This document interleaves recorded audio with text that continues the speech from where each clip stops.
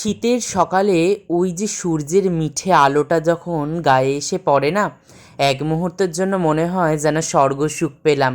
এর থেকে বড় তৃপ্তি যেন আর কিছু হতে পারে না। আর সেই রোদের আবছা আবডালে যদি একটুখানি ওই শীতের প্রথম ফসলটা হাতে তুলে নেওয়া যায়, এর থেকে আনন্দের আর কিছু হতে পারে? আমার তো মনে হয় আর কিছু নয়। কেননা বাজার থেকে আমরা কিনে প্রচুর খাই, কিন্তু নিজের হাতে বানানো ফসল, সেটা নিজের হাতে তুলে নিজের হাতে রান্না করে খাওয়ার যে অপরূপ তৃপ্তি, আমার মনে হয় না এই পৃথিবীতে আর কিছুতে রয়েছে। রয়েছে বটে, সেটা প্রত্যেকটা মানুষের দৃষ্টিকোণের নিরিখে ভিন্ন ভিন্ন ধরনের।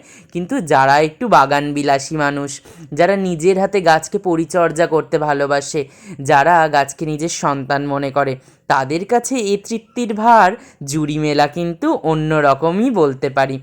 যাই হোক, শীতের শুরুতে তোমাদের দেখিয়েছিলাম আমার পালং শাকের গাছগুলো বড় হচ্ছে, দানা ফেলতে ফেলতে বেশ বড় হয়ে গেছে। এখন তাই ভাবলাম যে একটুখানি হালকা করে জায়গাটা যদি বড় বড় শাকগুলোকে তুলে নেওয়া যায়, তাহলে ছোট গাছগুলো আরও বাড়তে পারবে, আর একঝোঁক খাওয়াও হয়ে যাবে আমাদের।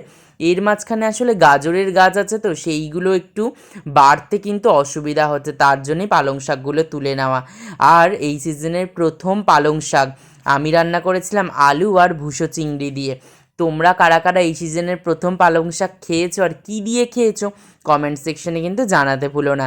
আর আমাদের এই ভিডিওটা কেমন লাগলো অবশ্যই জানিও কিন্তু। আর ভালো লাগলে একটা লাইক করো, আর আমাদের চ্যানেলে নতুন বন্ধু হয়ে থাকলে সাবস্ক্রাইব করে পাশে থাকা বেল আইকন চিহ্নটিকে অবশ্যই ক্লিক করো। আর হ্যাঁ, যদি আমার ফেসবুক পেজ থেকে দেখো, ফলো করতে ভুলো না কিন্তু। আর এরকম নিত্য নতুন ভিডিওর আপডেট পেতে আমাদের সঙ্গে থেকে অবশ্যই।